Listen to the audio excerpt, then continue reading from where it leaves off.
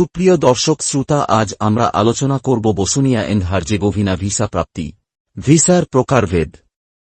বাংলাদেশী নাগরিকদের জন্য বসনিয়ায় চাকরির উদ্দেশ্যে সবচেয়ে কার্যকর ভিসা হল ডি টাইপ দীর্ঘমেয়াদী ভিসা, যা মূলত কর্মসংস্থান এবং পরবর্তী আবাসনের অনুমতির পথ তৈরি করে। এই ভিসায় দেশে প্রবেশ করে বিদেশী নাগরিক বিষয়ক দপ্তরে নিবন্ধন করতে হয় এবং অস্থায়ী আবাসন অনুমতি নিতে হয়।